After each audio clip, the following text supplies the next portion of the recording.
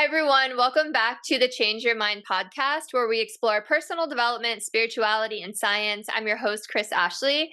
I'm really excited for my guest today. I have not only a psychic, but he's also a therapist. So I'm really excited to kind of explore where those two worlds meet. First, a couple quick announcements. Head over to the links in the show notes. You are going to find a link to my book, Change Your Mind to Change Your Reality. It was endorsed by Bob Doyle, Michael Beckwith, Marcy Shimoff, all from The Secret. It was endorsed by John Gray, who wrote Men Are From Mars, Women Are From Venus. Go check it out. You'll also find links to my courses, to my free masterclass, to lots of downloads. And of course, you'll find all of the links for my fabulous guest as well. And as always, this podcast is part of the Los Angeles Tribune Podcast Network. We do a lot in personal development. We have some phenomenal events coming up, so stay connected. We've got a lot of really great things on the horizon. Hi, I'm Kris. When I was younger, I went through trauma that caused me to feel broken and lost. But my life changed after I had a spiritual awakening. Since then, I've dedicated my life to studying and learning from masters all around the world that have helped me to create a life of fulfillment and abundance beyond my wildest dreams. Now I'm dedicated to sharing everything I've learned so that you don't have to suffer for decades like I did. I've seen people's lives completely transform, and I share it all right here. All right, so with me today, I have Vincent Genna. Vincent, I didn't even ask you how to pronounce your name. Is it Genna or Genna?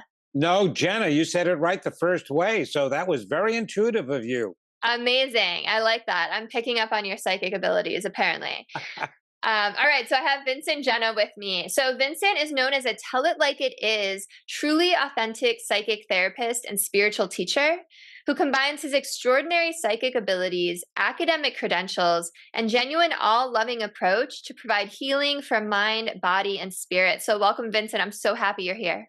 Well, thank you for having me, Kris. It's great to be here. I'm very excited. I'm excited too. So I always start my episodes the exact same way. Okay. And that is by asking my guests, what is your origin story? So I mean, you're a therapist and a psychic. So I guess for your origin story, what made you decide to want to be a therapist? And also tell me about the start of your psychic abilities as well. All right. Well, my psychic abilities actually started when I was 28 years old, and it all came out of wanting to help a friend who was originally my enemy throughout my entire school career until I was 18 years old. He initiated and caused most of the bullying that I experienced throughout my childhood. And that was on a daily basis. But at our 10-year high school reunion, I was kind of like a little famous in my neighborhood because before I was a psychic, I was a professional singer, actor, and dancer, and I had been a dancer and singer in the movie Grease. So the original movie Grease, not the second movie Grease, there is no second movie Grease in our book, is only the original one. And so that made me a little famous. So I went to my 10-year high school reunion, and he embraced me there, actually ran up to me, gave me a hug, literally, and wouldn't let me go. And he became a really close friend. But I had noticed that his life was falling apart, but he wasn't sharing that with anybody. But for some reason, I was knowing something was wrong. And after spending a weekend with him, my wife and I were at his expensive Connecticut condo that he always bragged about. On our way home, I was in tears because I knew something was wrong. I felt his heart breaking, and I didn't know how I could help him. So it's actually a cry out to God to give me the ability to be able to help him. And with a week's time of that plea, all of this paranormal, it was a Steven Spielberg, Cecil B. DeMille for your older listeners and observers here, epic movie that happened to me with all this paranormal stuff going on and spirits coming to me and trancing voices and all of this information downloading and then me trancing and then me knowing what people were thinking and knowing what the future was going to hold the next day. And oh my gosh, it was just a floodgate that opened for the next 3 months, guided in all different directions. That's basically how it started. And that is such a small version of all the experiences that both me and my family, I was married, had a 2-year-old child at the time, And so all this crazy stuff was going on in my life. And so now jump ahead, and it took me years of studying research.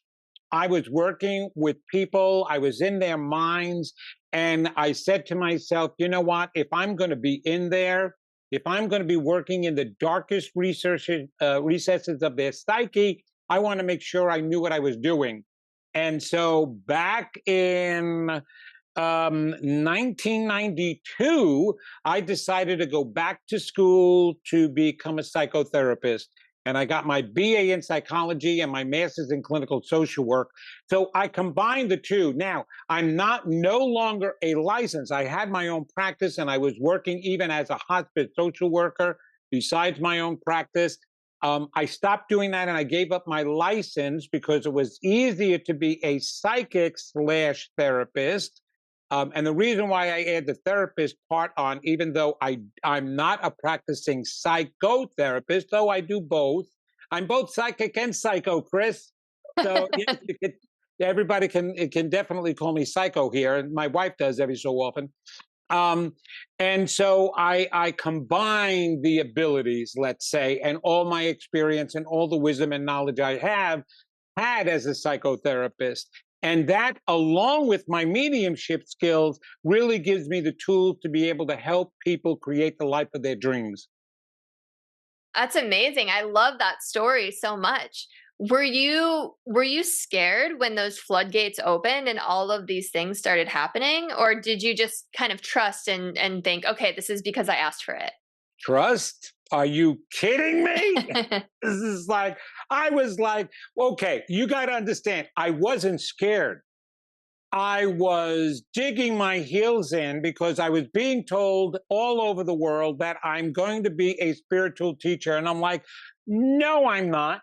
I am going to be a professional singer, actor, and dancer. I'm going to win an Academy Award. I am going to win a Tony, and I'm going to win an Emmy. The heck with, what do you mean I'm supposed to be a psychic? What am I supposed to do? Put a palm up on the side of the highway like Sister Sarah? What was it going to say? Cousin Vinny readings. I'm like, what the hell is that? No, I'm sorry. That wasn't going to fly with me. And so, no, I resisted for many years, even though I was still researching it and studying it, I wasn't using my tools right away. It's interesting. I feel like so many people who have these kind of gifts say that, right? That they were resisting and resisting and resisting. They didn't want it. And then they kind of eventually learned to embody it and embrace Well, yes. Yeah, I had a choice all along, obviously, right? Um, but I couldn't understand how it was supposed to be a full-time career for me, how I was supposed to support my family. Now I had two children, that was coming up. And I couldn't give up. What we're resistant to is the human side of us in thinking we know what our purpose is and what our dreams are. And in reality, we don't always know what's best for us. And so we fight. And I tell people that all the time. A matter of fact, because I fought my spiritual will, and this is your will center, your fifth spiritual center, I created a brain tumor for myself that is wrapped around my brainstem as we speak. It's actually called a schwannoma. It's your nerve that goes down your spinal column is made of Schwann cells. That was the doctor who discovered the spinal nerve. Well, that formed into a tumor, and it's actually grown to the top of my spinal column. So if it puts any pressure, if it continues to grow, it'll put pressure on any of my higher functioning systems, and it could shut down anything. Well, luckily, it hasn't grown. It's actually shrunk. And that's because I stopped going against my soulful will. And in fact, it's not that I've given up anything. I actually gained something. But we as humans think we know what we want. And we don't know what we want. And that's actually what my book is based on, is not believing what you think you believe. And I was just understanding that maybe this was the choice. And matter of fact, I know now this was a stole contract for myself. And my whole beginning life as that professional actor has led me to be able to do most of the work that I'm doing today publicly. I mean, I'm on television, I'm on radio, I'm on wonderful podcasts, right? And I do live events and I know how to handle the crowd. I move them, I'm motivating, inspiring. That's because of all the training I had earlier. So it was my misinterpretation of what I was supposed to use those gifts for. And now I'm even more fulfilled than I've ever been fulfilled before. Though I do still like getting up on stage, and I even still sing at my events. So I love everything you just shared. And isn't it amazing how everything that we go through just perfectly leads us to the place we're meant to be? It's incredible. yes. And I've had a similar story with a growth actually that I had that, we were just talking about Dolores Cannon before I hit record. I was under hypnosis and they did a body scan and I said, "Oh yeah, I have this like lump in my breast," but my higher self did, and it was like, "But everything's going to be okay as long as you stop getting involved in these earthly emotions." And then I went and got it checked out and it was there. And it's the same thing. It's like, if we're resisting that, like you said, or we're getting caught up in something we're not meant to, or on a path we're not meant to, like our body reacts. It's really fascinating. It does, because we're powers, and we were told from the beginning that we were created as spiritual beings before they were bodies, that once everything physical was created, we were told we would have dominion over everything that is physical. And what that meant was we were going to influence it. Not that we could do anything we want, we have powers over it. We were going to be influencing everything physical because we are a higher vibration as a spiritual being. So once we created the bodies, absolutely your attitude, your belief systems totally are reflected in all the things that happen with your body. As a matter of fact, one of my chapters in my book, The Secret That's Holding You Back, describes 5 reasons we've manifested our own illnesses, and that's including accidents and injuries of any kind. And so we are in control of that. And I'm even dealing with some of that right now, matter of fact, and so many people around the world are. But yes, we're powers. We have all this energy. And yes, it will. That's one of the reasons why people fear their power. Marianne Williamson, who is one of the testimony people for your book there, which is wonderful. She wrote in Return to Love one of the greatest paragraphs and sections that I absolutely love. And it's that our deepest fear is not that we're inadequate. Our deepest fear is that we're powerful beyond measure. It's our light and power that we fear. And actually, some of the greatest spiritual leaders on this planet feared the exact same thing. I will tell you right now that when Jesus was here, and this isn't a religious thing, this is a historical thing, when he was walking through the desert for 40 days and 40 nights before he started his mission, supposedly the devil tempted him 3 times. No, it wasn't the devil. It was his inner demons. He was dealing with his fears. He was about ready to start this great mission that he set up for himself, right? Like you're doing right now, and like I'm doing right now. And meanwhile, the fear came along to him as it's like, is it going to change me? Are people really going to appreciate what I do? Is it going, they're going to have different attitudes towards me? Am I going to use it or misuse my power? That's our fear about ourselves and our power. And so when we block it, it's going to turn into something if we don't let it out. Thank goodness you let it out, and there goes the lump, and you don't have to worry about that anymore. And same with me. Yeah, yeah. I love everything you said. And I also just wanted to call out something you said earlier that, we think we have these purposes, but we don't really know. I was literally before this listening to Jamie Kern Lima's new podcast. Her first episode was with Oprah, and Oprah said the same thing. She was like, we think we know our purpose, but only our source, our creator knows that, right? So it reminded me of what you were saying too. Okay, so you mentioned 5 reasons that we create our own illness. What are those 5 reasons? Oh, goodness. Okay. So now I have to remember them. Now you're putting me on the spot. I'm going to have to go to the chapter in my book. Okay. Now understand something. They're all unconscious reasons. Okay. So we manifest from our unconscious minds, not our conscious minds. That's what I write in my book. We cannot be connected to the power in our conscious mind, because that would mean the moment we had a thought, it would be instantaneously manifested. Now, that would be really dangerous, because half the world would be dead right now, and the other half would be billionaires from winning the lottery all the time. So that can't happen that way. So where is it connected? In our unconscious minds. And what's in our unconscious minds are an accumulation of all those beliefs that we developed from when we were growing up, from our youth, from little us, are in there as well. So that's where we manifest from. So being emotional beings and having power and energy, one of the reasons we become ill is from suppressed negative feelings and emotions. We have a defense mechanism that will shield us from those negative beliefs and emotions in order to allow us to function. That's one of the things that my research as a psychotherapist helped me to understand and learn. So all of my studies have been around the self.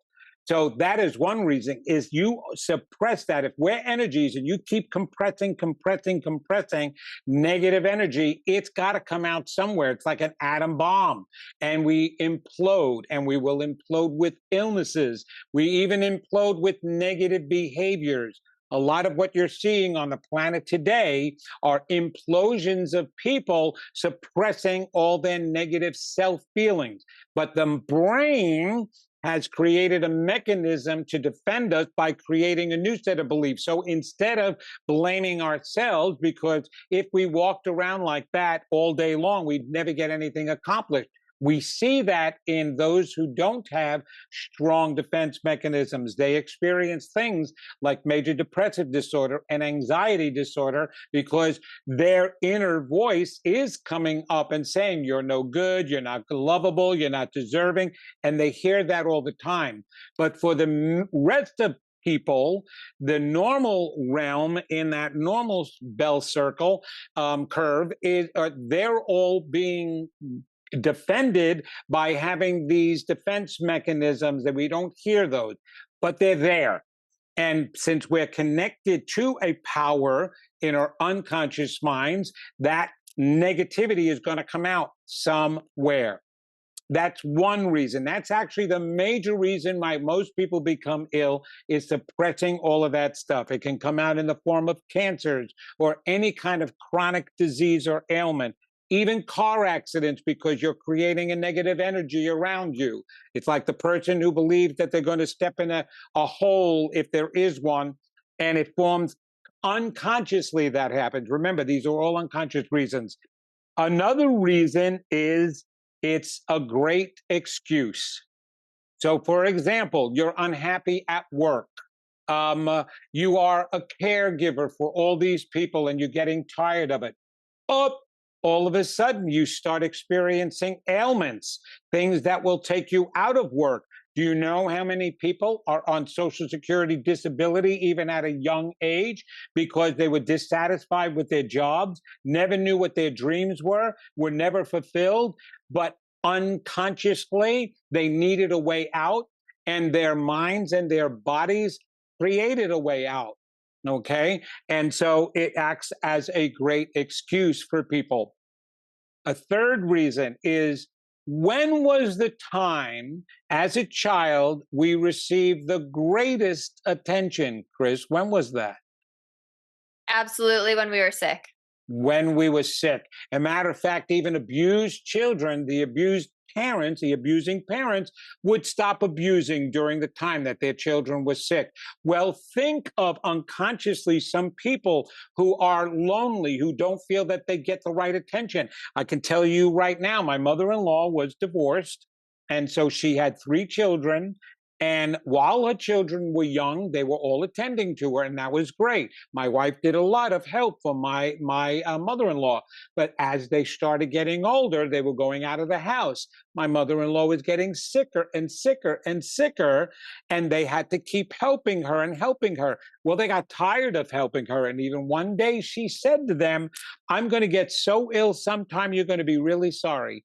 And she was right. She developed kidney cancer and died from it, unfortunately. And it was, she didn't intentionally do that, but unintentionally, that energy in there caused that. There's a fourth reason: we want out. We're unhappy here, but we're not capable of committing suicide. So we wind up committing what I called unconscious suicide. We allow ourselves to become ill, or sometimes we just want to leave. For example, my mother died, and I knew my father. She was 86 years old. My mother and father had been married 62 years. They always said they were going to go together, go together, go together, right? But my mother went first because she had Alzheimer's and dementia, and she just failed to thrive, right? 6 weeks later, my father, who was in perfect, healthy condition, died of metastatic lung cancer that he did not have 6 months prior. And he had this tumor on an artery in his lung that spread cancer throughout his entire body, died within 6 weeks, took him out of here. Wow. It was a way for him to leave without consciously doing something. He wanted to go, but he didn't know how to do that. And unconsciously, he wound up creating it for himself. That's how powerful we are.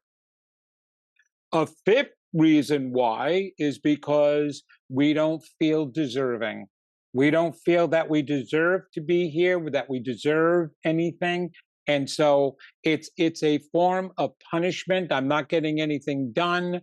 I'm not worthy. I'm not good enough. And again, not committing suicide. We wind up creating something that winds up taking us out of here. So we have such power, okay, that we are capable of doing these things for ourselves, just the same as doctors are showing now that we're capable of healing ourselves. That's what biofeedback is all about. Psychosomatic illnesses are completely emotionally related illnesses. High blood pressure, anxiety, all different physical issues with our bodies, intestinal issues, all relate, IBS, all related to the emotional state.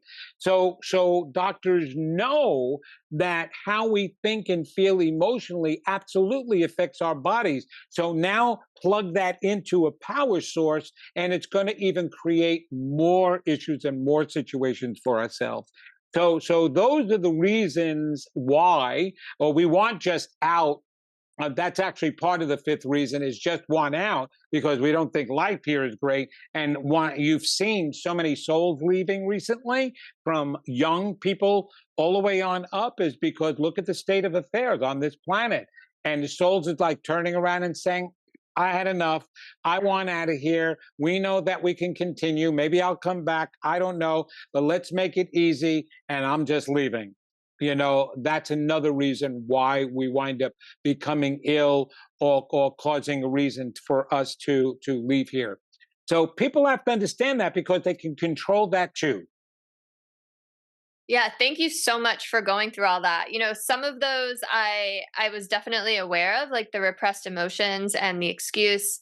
But some of that's really, really interesting. My mother was one of six and didn't only got attention when she was sick, and then she went through all this trauma and didn't deal with it, and she's just constantly, she's like your mother-in-law, it's the same thing. And that's a fascinating story about your dad too. So before I ask how we can heal ourselves and figure out what we're even repressing, you said something interesting in the beginning. You said that we always manifest from our subconscious. So, there's a lot of people out there who study this stuff and who have been able to manifest things into their lives. So, how are they doing that? Like, are they doing the work so much that it's seeping into their subconscious? And B, how Oh, do good. we change our subconscious so that we can manifest these things? Excellent question. And let me just correct one thing. It's not the subconscious mind, it's the unconscious mind. We have Thank you. three layers, okay? The unconscious mind has a thinking process as well, okay? The subconscious mind is an automatic part of the mind, okay? Okay. So here's the answer to your question in all form. First of all, there is a fallacy on how we manifest, and it's being taught. All right, everybody is teaching that thoughts create, right? You hear that everywhere. What you think is what you're going to manifest. Completely untrue. Because now you've got adults sitting there going, okay, I think I'm worthy. I think I'm deserving. I think I should have a really good relationship. I think I should get a promotion at work. Mm, it's not about what you think, it's about what you believe, Mm. because beliefs are in your unconscious mind, your true core beliefs. Now, don't get me wrong. Thoughts influence your beliefs. That's why you have to have good thoughts constantly.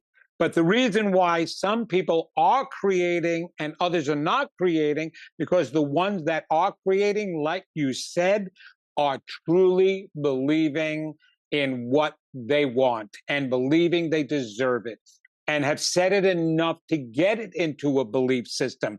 Okay, this is unfortunately what the New Thought, New Age movement has done. Right? We have all these wonderful affirmation decks, all these incredible books out there. Okay. So I write in my book, and I want your listeners and viewers to think of this right now. Take a whiteboard, one of those plain whiteboards, and you got a black magic marker. I want you to imagine writing every negative thought and feeling you've ever had on that board, right? It's filled. It's got to be filled with all these negative self feelings. Now you've been introduced to the New Age, New Thought movement, and you've been given all these affirmation cards, which let's say they're pretty pictures. They're pretty pictures or the affirmation card itself, and you're pasting it all over. They say just pay attention to those affirmations, say them every day, right? So now you're pasting them on the whiteboard. Oh, I want to say this, I want to say that, I want to say this, I want to say that. Now you got a whiteboard filled with all those beautiful affirmations and pretty pictures. Have you changed any of your beliefs? No, you pasted them right over those words. Exactly. Yeah, it's a So, great what metaphor. is necessary is bringing to the surface. You can't forget your past. You have to work with your past. You have to work with the beliefs that your past has created, and you bring them to the surface. That's what the work in my book does. And this is part of the healing and making the manifestation work, is you bring those beliefs to the surface. And once you see them, and I give exercises in there on how to do that, once you know what they are, then you can change them. Then you can work on them, and you can reprogram the subconscious mind then, because that's what programs. You've got the largest part of your mind is your unconscious mind. The smallest part of your mind, your entire mind, only accounts for 2 to 5% in conscious awareness. 2 to 5% of your entire mind.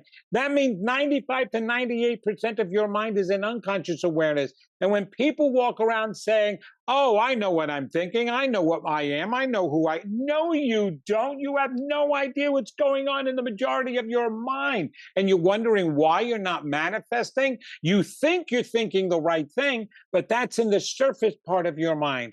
Deep down, you're saying, I'm not good enough to get that job. I'm not lovable. I'm not going to get the right partner. I don't deserve to make more money. That's what is really going on in your unconscious mind. And therefore, that's what's being manifested. And so that's how that all works, and why manifestation does work. You have to truly, truly believe that what you want, and that you deserve it, and that you can have it. Thank you for all that. That was such a beautiful description. And, we're like sabotaging ourselves 95% of the day, right? Or 98% of the Oh day, my whatever it God, is. Ellie. So, Yes, we are. okay. So, how do we figure out what's in our unconscious mind that's influencing everything? Because, Okay. I'm sure you know people like this too. I know people who post all the positive quotes on social media, but then everything goes wrong in their life. And it's like Yes. literally, and they're complaining about everything. Let me And tell you something. That's with half of the practitioners in the spiritual realm out there. You know the old adage, "Doctor, heal thyself." That was a long time ago that was said, and it was mostly about the medical field. Well, now you can apply the exact same thing in the metaphysical field. Okay, all the practitioners out there that are claiming to know what they're saying to help their clients and their colleagues, even, and sharing that, and meanwhile their lives are all messed up, right?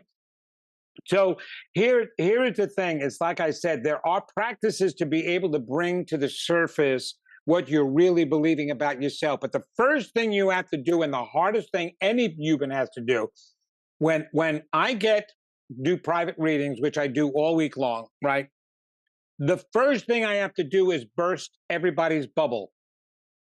I have to burst their bubble because they're sitting there going, "I had a wonderful childhood. Oh, I knew mommy and daddy loved me. Oh no, I know I'm deserving. I know I deserve a right partner." You know, you want to talk about relationships at all and why relationships are all messed up. "Oh, it's just that you can't find the right one where I live. Oh, and everybody is messed up, and all guys suck and all women are, you know what." And so there's all these excuses. And I have to sit there and I have to tell them, that is not what you believe. That's the psychic part of me. I get to go in. You can't lie to me. You can lie to yourself faster than you can lie to me because I'm the psychic that gets beyond your lies. You don't. You stop at what I call the adult made mind, the defense mechanism. You don't go further to see what you're really believing because that's part of what's protecting you so that keeps you to function. And what we call in the psychotherapy world, that's coping skills, right? But it's hiding what you're really believing. Okay, so you think that you had a great family life. Where was daddy? How was daddy? How come you've been married 3 times?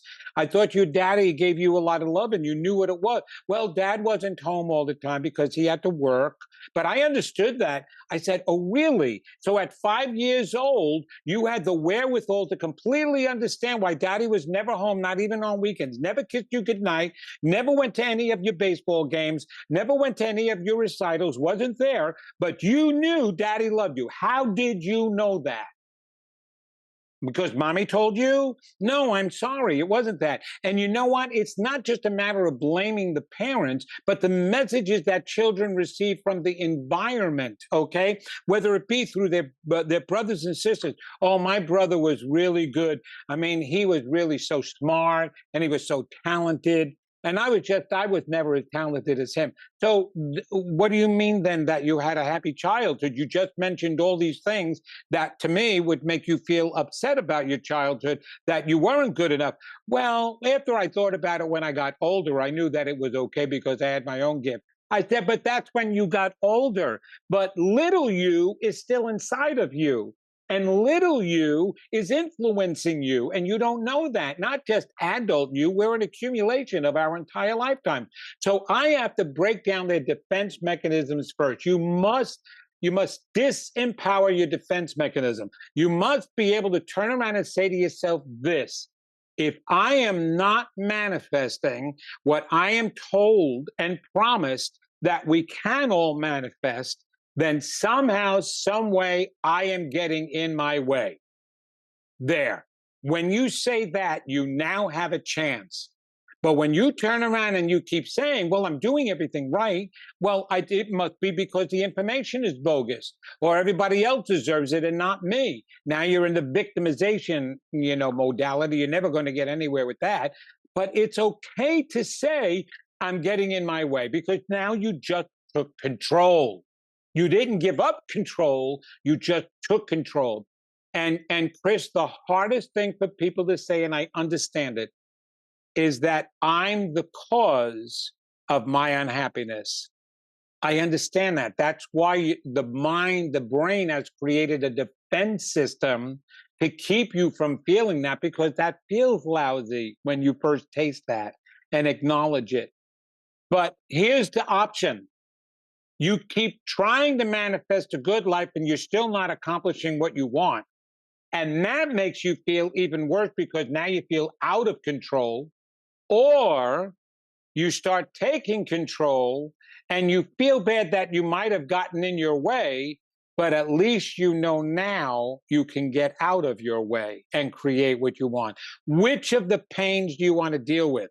You know, we can either sit at home and have a rotting tooth hurting us and causing a lot of pain, or we can choose to go to the dentist who's going to cause a little pain to get to the rotting and fix the decay so that you no longer have a decaying tooth. Which option do you want to take? Quite honestly. Now, option A, sitting at home with a decaying tooth, can actually kill you. And actually, not thinking that you're useless and that you cannot achieve anything that you want can actually kill you. As I said, one of the 5 reasons why we can become ill. And I've seen so much of that happen with people because they never felt their worth, they never felt in control, and they unconsciously gave up. So, yes, does my system cause a little pain? Yes, it does.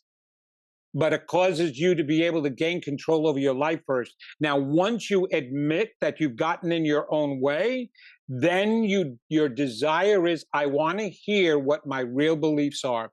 And I actually do an exercise in there that you can bypass your left brain thinking and actually have a conversation with little you again. It's called the personification meditation, where you can communicate, and it's kind of like automatic writing, where you allow little you to say what he or she is really feeling. And then you go, I'm telling you, all my clients who have my book, the people, this has happened all over the world. And I get emails all the time that when they do this exercise, they wind up going, oh my God, I never knew I believed that. Because they're hearing it as the first time as an adult. We have memories, but quite honestly, when you look back as an adult on your memories, you're remembering them as the adult, not the person or the child who's gone through the experience. And there's a filtration system that actually can change those memories and again, shield you from the right ones. So we have to bypass the left brain defense mechanism and the thinking to get what you're really thinking. And now you have something to work with to change. And I am constantly talking. I was abused, like I said. Okay. So little Vinny was scarred. And even till today, little Vinny wants to pop his head out and tell me I'm not good enough. That the only reason why people listen to me or have me on their show is because they're so nice and they're just being nice to me. That's what little Vinny wants to say. And I have to be able to constantly let him know, no, that's not true, little Vinny. Most people, obviously, because of their coping skills, have survived, all right, the majority of people, and have gotten to a good place. They've taken care of a lot of their issues. But everybody has to remember, every injury, emotional or physical, causes a scar. And those scars, emotionally or physically, can be reinflamed. That's the button pushers. All those buttons that we say people have, those buttons get pushed. Well, it's the scar getting reinflamed. And you want to make sure you have the tools to deal with the inflammation when that happens, so that you're not manifesting what you don't want and you're manifesting what you do want. So it's really about first acknowledging that it's your part and then really figuring out what those beliefs are. And then Yes. do you replace them with other Yep. beliefs? Like, how do we build those You're other beliefs? constantly replacing them. Well, depending upon how old you are. Okay. So for me, for example, I'm 69 years old. So I have all those years that the defense mechanisms were really strong. So I have to keep saying to little Vinny much more than a 30-year-old or a 25-year-old would have to say to their inner child, to replace in the subconscious mind, because you brought that up. So that's what's important. The unconscious mind is the largest portion of our mind. That influences, that's right up against the subconscious mind. So that's doing most of the influencing. So that means when something emotional happens, what automatically kicks in is from your subconscious mind, what's ever trained. That's what you call a knee-jerk reaction. You see people, they get enraged really quick. What is your first response when you get really upset? You know what your subconscious mind has been trained then and where the training has come from. It's usually all those defense mechanisms and the buttons that have been pushed that wind up causing you to respond. And that 2 to 5% has to work real hard to retrain that part. So, yes, you have to keep working with that unconscious part to help retrain the subconscious part. And does my work cause a lot of work? Absolutely. But here's the thing. If you go to the gym and you care about getting into physical shape, you can work out, you can do all the aerobics you want. You can work out all your muscle groups, right? Your upper body, your lower body. You go to my gym, all you see are the guys with the skinniest legs in the world, and their chests are out to here and their shoulders are out to here, right? You know, they look fabulous in long pants, but at beach time, it's like, what's holding them up? They're like toothpick there because they want to do what they're showing off, what you see the most, right? Of their chest. And you can work on all of that, but if you want to balance out and you're working both, but there is one area that you've got to absolutely work on at all times in order to allow the work you've done on the upper body and the work you've done on the lower body to come together and be supported. And what part of the body is that? The core. The core. Your weakest muscles. It's amazing that the part that holds together the two most important parts of the human body are the weakest parts of the human body, the smallest muscles down in your core. Well, your self-love, your self-belief, all the work that I am making you do is your core. And without working on your core, and it's the hardest thing to work on, but it's the most rewarding thing to work on because you can turn it around. And when you do turn your life around and you're experiencing all this wonderful stuff that you're manifesting, you don't even look back at the work you put in. You forgot how much work you put in, but it's the most rewarding work you will ever do. Yeah, that totally makes sense. So, back to illness and repressing emotions, like if someone is sick and they're like, okay, they don't want out, it's not about an excuse, all of that. So it's like, okay, it must be a repressed emotions of some kind, but they don't even know what they're repressing. Like, how do they even start to figure that out? And then like, how do we heal ourselves? Because like you said, if we can make ourselves sick, we can heal ourselves. Yes, you can. Well, it's the exact same thing that I'm talking about. If you are ill, and this is what I do, all right? Anytime something happens to me physically, I immediately go in and I say, okay, what did I contribute to? Now, understand, I want everybody to understand, we are living in a physical world. You are going to have physical things go on with your body, okay? You're going to get colds, right? You're going to get viruses, right? Just like you drive a car, you're going to get a flat tire, maybe a little fender bender, but you don't need to end up in a 6-car pileup, nor do you need to end up with a cancer or anything like that, right? So yes, you'll get that cold, you'll get that virus, that's understandable. But when something significant happens, that's when I turn around and say, what did I do to contribute to this, that I manifested this? And so that opens the doorway right away, and that takes courage to allow to come to the surface what's been going on. So I assess what's been going on in my life. I assess how I've been feeling. I assess what I've been saying. There are great books about that. Louise Hay, especially, she became very famous by writing her book, You Can Heal Your Life. She had stage 4 cancer at 62 years old. All the doctors chalked her off. And then she went through affirmations and a whole alternative medicine route, and she healed herself completely, right? I met her. She finally died at 86 years old. Very happy, healthy life from that point on, and developed, because of her book, one of the most successful, famous self-help and spiritual book publishing companies in the world, Hay House. Well, she has a book, You Can Heal Your Life. And in that book, at the back, there's a list of all these ailments.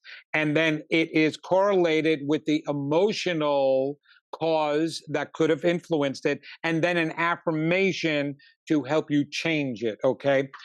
Edgar Casey is another one that has material on every single illness that you can possibly come up with and how to resolve it and the emotional cause of it. So you want to be able to link, for example, very simple, okay? Anything to do with your lungs, your heart, your chest at all. This is your fourth spiritual center. Also, the blood that passes through your heart. It's your love chakra. It's your love center. It's actually the thymus, which is located right near the heart. So if you have any issues of self-love, or anger, or resentment of others because of your lack of self-love, you can very easily develop issues in your lungs, in your heart, diabetes, heart attacks, breast cancer, lung cancer is all related to issues of self-love and lack of self-love. So you can immediately take any ailment and actually figure out what it is that has been causing it. Okay. And so that will help you figure out what you need to do to help heal it. And then, of course, you have to have the faith and the belief that you can heal yourself. That's primary in all of this, right? So, Yeah. So I love that book, by the way. I use it like my little medical journal. And then the other person exactly. who wrote one like that is Dolores Cannon's daughter, Julia Cannon, has the same kind of book like that. Okay, so I have to ask, how much of this is, what we've been talking about, like you make yourself sick versus soul contracts? Because, I believe that we have contracts. You even said soul contracts at some point in this conversation where we choose big life events that we're going to go through because they're going to give us the opportunity to learn and grow and level up if we choose that path. So, how much of this is, kind of preordained versus our doing? Okay, that is an excellent question. Um, there could be a significant amount that you have preordained for yourself. I will say this, which is really easy to say. All children who become ill or are born with disabilities, they've completely chosen that. Okay. For two reasons. One, to heal some karma from the past lives. And the second is usually to help their parents get on a spiritual journey. Some way or another, they're wanting to help their parents, right? When any child is sick, a usual course, this is not a definite, okay, before everybody starts writing me, but the usual course is the parents will turn to God to find out why or to get and gain strength. The other side is that parents will divorce because it hurts them so much. They no longer are a support to each other. They're actually not supporting each other. And each person is now dealing with their own guilt by themselves, which then turns towards resentment towards each other. And it breaks apart the marriage because it's too painful to deal with the fact that you have an ill child. So either can happen, even though the latter happens more than the former. They do go onto a spiritual journey together. All right, that's children. I know for a fact I set up a lot of my abuse.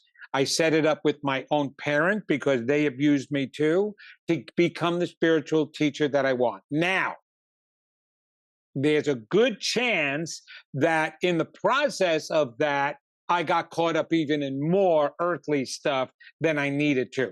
Now, either way, I will say this. Whether it's a soul contract or something you get caught up in, it's all stupid and unnecessary.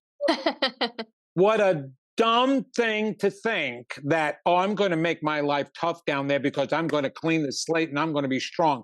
But think about this for a moment. Think about those who are here on earth only. right? Think about the kids that are going to college or even adults going back to school. Oh, and they feel so gung ho because they have a goal, they have a dream of attaining this particular degree. And maybe they will double major because they want 2 degrees, some have even 3 degrees. Oh, and they're going to do it instead of 4 years or 8 years, they're going to do it in 3 years. Now they're in school and it's kicking their asses. And some of them drop out. Some of them change their majors. Some of them say, oh, I can't do this. And they take up the full years that they're meant to go, right? Now, if we do that here and we have a limited mindset, could you imagine what we would take up for ourselves in a world where we have unlimited mindset? We know on the other side we are completely unlimited, powerful souls. And we are up there all gung ho. Oh, Dad, yes, this is my last lifetime. I'm taking it all on. I'm going to clean the slate. I'm going to become spiritual. I'm going to be a spiritual master down there. You just watch and wait and see. And you set up all of this karma cleaning for yourself. Oh, you're going to get punished. You're going to get a disease. Oh, maybe even shot and you have to deal with not having a leg for the rest of your life. Oh, yeah, I'm going to go through all of this, man. It's going to be so cool. My soul is going to grow like hell. What a dumbass thing. As a matter of fact, I make this joke. Here is Jesus and God having a conversation before Jesus' soul is coming down on earth. And God is sitting with them. And God goes, what are you going to do? It's just like, I'm going to go down there. I told you, wait a minute, what are you, Meshuggah? You're going to go down there and you're going to do all this preaching, and yes, you'll get some followers and you'll get people, but you're going to go on they're going to nail you to a cross and you're going to prove to them that you're my best kid. Now I have a chance of losing you too. Are you crazy? Don't do that. No, I've got to, Dad. I'm the one who wants to get them back and remind them who they are. Somebody has to go down and do that. Well, then send Joey instead of you. I mean, he was always a pain in the ass up here anyway. Don't you go down. And I can't imagine the story that was said instead, that God sent down Jesus. I can only imagine that God is going, oi, I'm going to lose another one. Because pain and suffering does not pull us closer to our source. It actually pushes us further away. And I believe that our human concept of retribution instead of restitution has pushed us further away from source and each other. Retribution is the concept of an eye for an eye, a tooth for a tooth. So once you have that belief, then you'll have it for yourself, that the only way that you can clear up a debt is by going through one yourself, rather than restitution that teaches us, that was a wrong choice I made and I'm not going to make that again. That's restitution. That's mercy. That's what mercy is all about. You do not have to be punished or go through punishment in order to make up for something that you may have a lower choice. All you have to know is that it was a lower choice and what the results were, and you're not going to do it again. That's it. But we put ourselves through so much, Kris. Yes.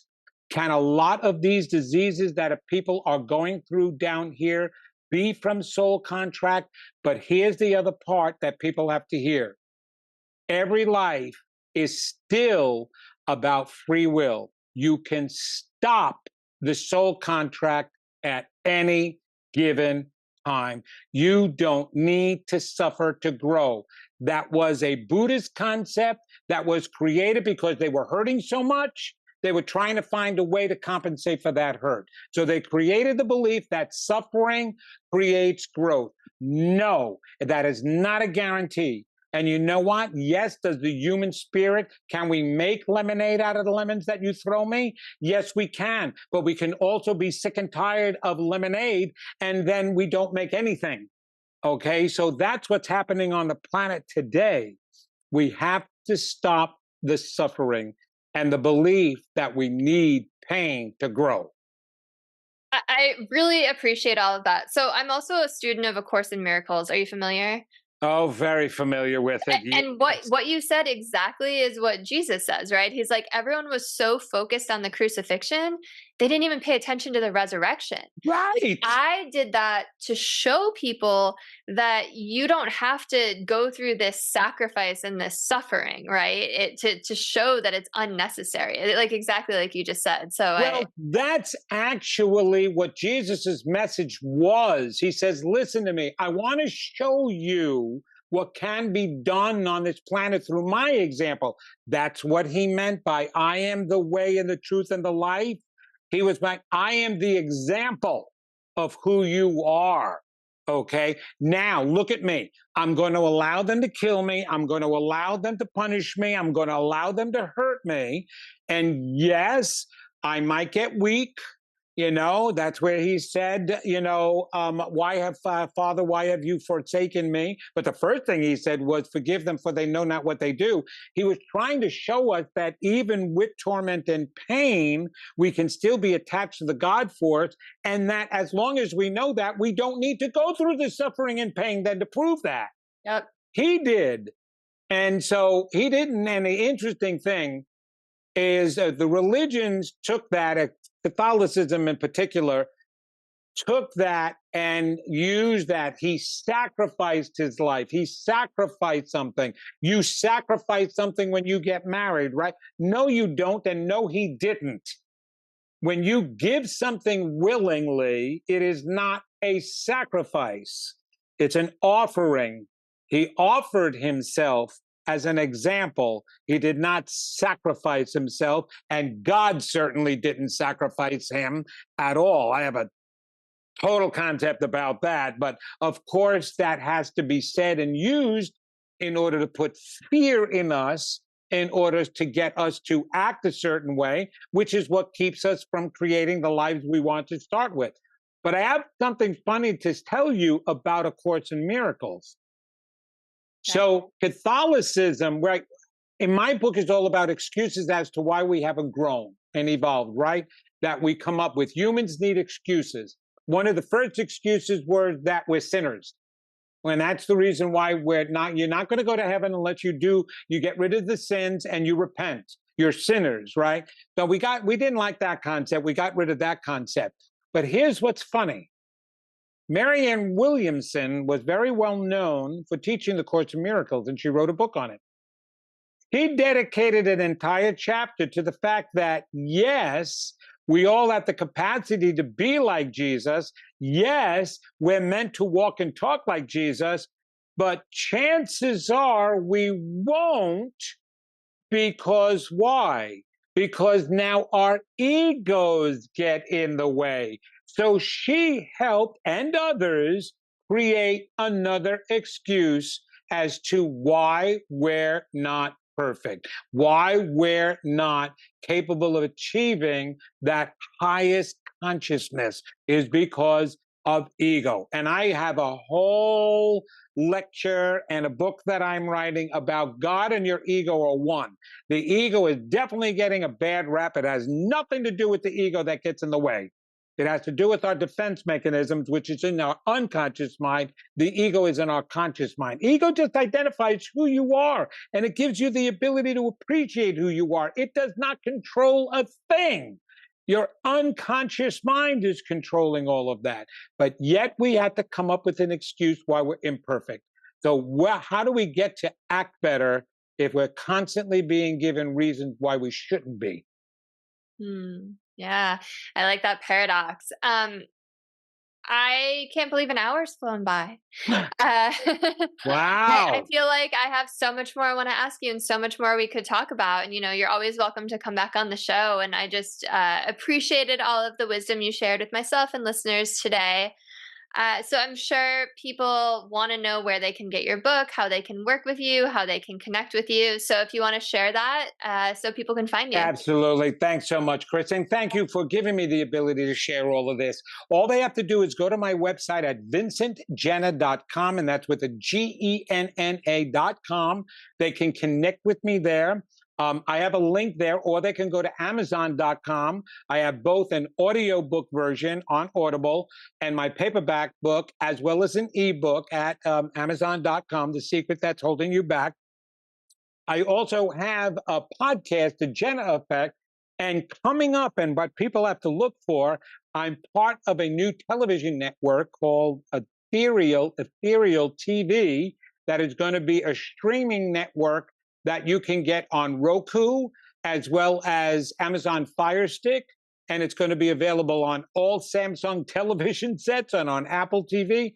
And it's a half-hour show called Living Your Soul's Purpose and Loving Your Life. And that's what it's all about, is living your soul's purpose. And so you can connect there. You can book me for an appointment there. You can write me there. Listen to I've got a media, tab that you can see all the different television shows and listen to the radio shows I've been on as well. So there's all that at vincentgenna.com. And thank you for letting me share that. Absolutely. Thank you so much again. It was such a pleasure to talk to you. If you're listening and this resonated, please send it to someone you think could use it. Like, comment, share, subscribe, and I will see you all next time. Have a beautiful rest of your day.